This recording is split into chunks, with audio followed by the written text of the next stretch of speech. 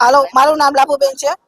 અમારા વિસ્તારમાં પાણી નથી આવતું। અમારા બધાયના પૈસા ભરેલ છે। પૈસા ભરેલ હોય એ જ વ્યક્તિ આવે, ખોટા માણસો નો આવે। નો ભર્યા હોય તો જેને નથી ભર્યા એનું કાપી નાખે, જેને ભર્યા છે એનું કનેક્શન ખોલી નાખે। બરાબર, જેને પાણી જોતું હોય છે આ પૈસા ભર્યા છે 1 તારીખ સુધીમાં, અને ના ભર્યા હોય કોઈ નબળો માણસ હોય તો સરકારને એની મદદ કરવી પડે, એને હપ્તા કરી દેવા પડે। હપ્તે ભરી દે કે નબળો માણસ હતા ક્યાંય વ્યાજે લેવા ના જાય, ધંધા ના હોય, ઉદ્યોગમાં મંદી હોય, ક્યાંથી પૈસા લેવા જાય? તો એને હપ્તા કરી દેવા જાય ભાઈ, થોડા ભરી કરી દેવા જોઈએ। જેને ભરવાય છે એ તો એક દીમાં ભરી દેશે। બરાબર, સરકારને નોટિસ આપવી જોઈએ, ટાણે વેરો આપવો જોઈએ। વેરો આપે ત્યારે કહી દેવાય ભાઈ આટલી ને આટલી તારીખમાં ભરી જાજો, તો ભરી જાય। વેરો આવી જાય તો આવી જાય, વોટર વેરો પાણી આરે આવતો નથી, બધું એક કરી નાખો તમારે ભરવું હોય તો। આમાં કેને અમુક વ્યક્તિ બધાય ભણેલા ના હોય, બધાને ના ખબર હોય ક્યાં હું ભરવું હોય। વેરા આરે પાણી જોઈ કરી દો તો ખબર પડે ભાઈ આટલા પૈસા ભરવાના। ગોકુળનગર।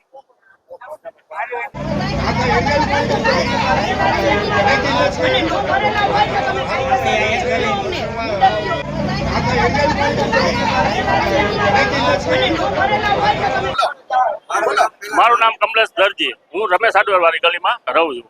હાલ એ લોકોએ કોર્પોરેશને બધાના કનેક્શન કાપી નાખ્યા। હું કહું છું કે મારું માનવાનું એમ છે કે જે ભર્યા છે એનું તમે ચાલુ રાખો, અને જે આ લોકો ભરવાના જ છે એવું નથી ભરવાના, એને થોડા હિંમત દેવડાવો કે આ રીતે તમારે ભરવાના, થોડા ભરવાના, તમને સબસિડી આપે બાદ કરી દઈ, પણ એ રીતે કરો તો બધાને પોસાય। એક હારે તમે 10 વર્ષનો ભેગો દઈ દો તો એને મેળાવે, કેમ કે ન ભરી શકે।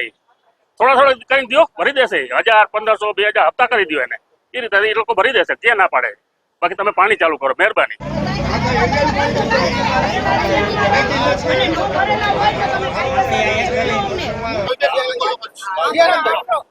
જામનગર મહાનગરપાલિકાની હિટલરશાહી હવે દિવસે ને દિવસે દેખાઈ રહી છે।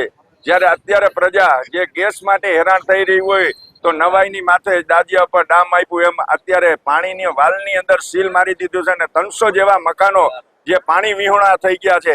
ને મહાનગરપાલિકાના અધિકારીને પૂછવામાં આવે છે તો કે એ લોકો ટેક્સ નથી ભરતા, પણ ટેક્સ આપણે ઉઘરાવો હોય જેમ જીબી વાળા જ્યારે 5000 નું બિલ થાય તો તરત જ આવીને કનેક્શન કાપી જાય છે, તો એમ મહાનગરપાલિકાએ વોર્નિંગ દેવી જોઈએ કે તમારો આટલો વેરો બાકી છે।